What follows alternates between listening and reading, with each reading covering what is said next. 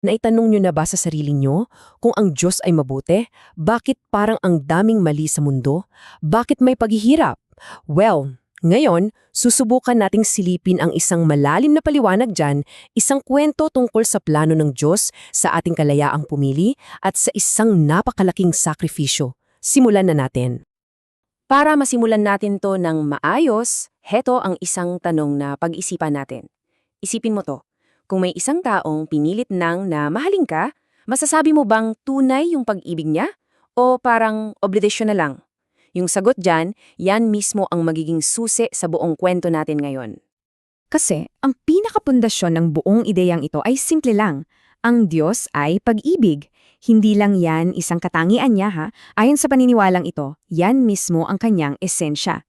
So kung ang mismo manlilikha ay pag-ibig, edi syempre lahat ng nilikha niya ay iikot din sa pag-ibig.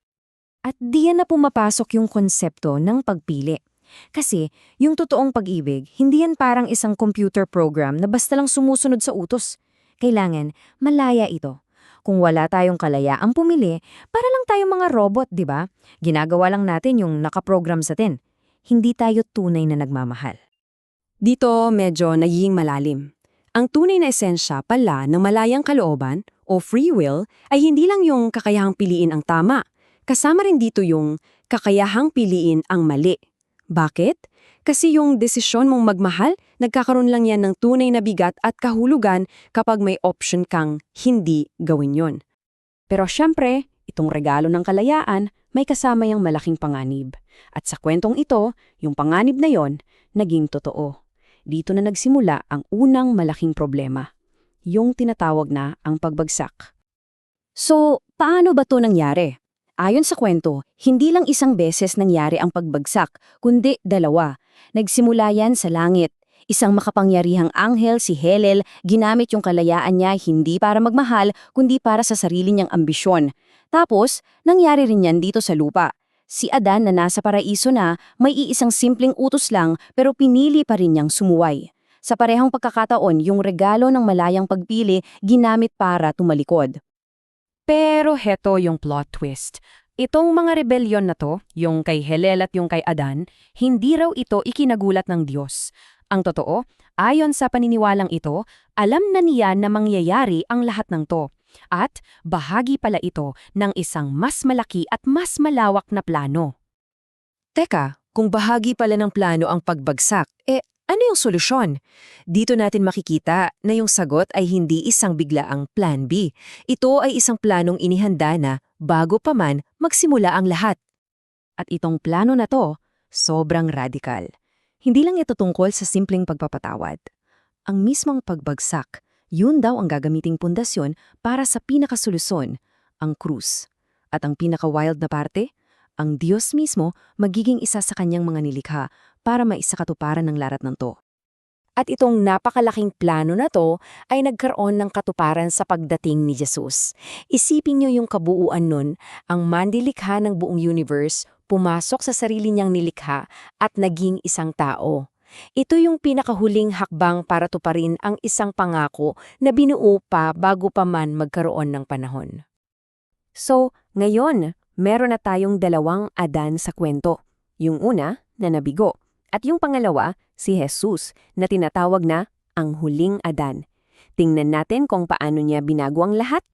Tingnan niyo yung laki ng pagkakaiba. Yung unang Adan, nasa paraiso na, perpekto ang lahat, pero pinili pa ring sumuway. Samantalang yung huling Adan, si Jesus, pumasok sa isang mundong sira na, sa isang katawang mahina, pero ang pinili niya ay ang perpektong pagsunod. Yung kabiguan sa perpektong kondisyon, tinubos ng tagumpay sa pinakamahirap na sitwasyon. Grabe no? Pero yung ginawa ni Jesus, hindi lang yan para sa kaligtasan ng tao. Ito ay isang deklarasyon para sa buong universo, sa lahat ng nilalang, sa langit man o sa lupa. May mga bagay itong pinatunayan ng walang kaduda-duda. Sa krus, lahat ng tanong nasagot. Una, pinakita nito na ang Diyos ay parehong 100% na mapagmahal at 100% na makatarungan. Pangalawa, sinagot nito yung akusasyon ni Satanas na imposible para sa isang nilalang na sundin ang Diyos. At panghuli, pinatunayan ito na may isang bagay na mas malakas pa sa kamatayan, at yun ay ang pagsunod na nagmumula sa tunay na pag-ibig. At matapos ang lahat ng yan, ano ang naging resulta? Dito na natin makikita yung pinaka-ending ng buong plano, ang kaganapan ng paglikha. At ito na yung napakagandang resulta. Dahil sa lahat ng ipinakita sa krus, lubos nang naiintindihan ng lahat ng nilalang ang pag-ibig at katarungan ng Diyos. At dahil sa pag-intinding yon, yung malayang pagpili nila, hindi na bulag. Kusang loob na lang nilang pinipiling mahalin ng Diyos. At ang ending? Isang universo kung saan ang kasalanan ay hindi na kailanman babalik. Kasi bawat isa ay malaya ng pumipili sa tama, hindi dahil sa takot, kundi dahil sa pag-ibig. Kaya sa huli, lumalabas na ang krus pala ay hindi lang isang rescue mission para ayusin ang isang problema. Ito pala yung mismong paraan para makumpleto ang buong paglikha. Ang kwentong nagsimula sa isang mapanganib na pagpili ay nagtapos sa isang perpektong pagpili na nagpanalo sa lahat. At ngayon, pagkatapos ng lahat ng ating napag-usapan mula sa paglikha, sa pagbagsak, sa krus at sa kaganapan, itong napakalawak na kwento ng Sansinukop ay babalik sa isang napaka-personal na tanong. Para sa'yo, ngayong alam mo na ang kabuuan ng kwento, ano naman ang pipiliin ng iyong malayang kalooban?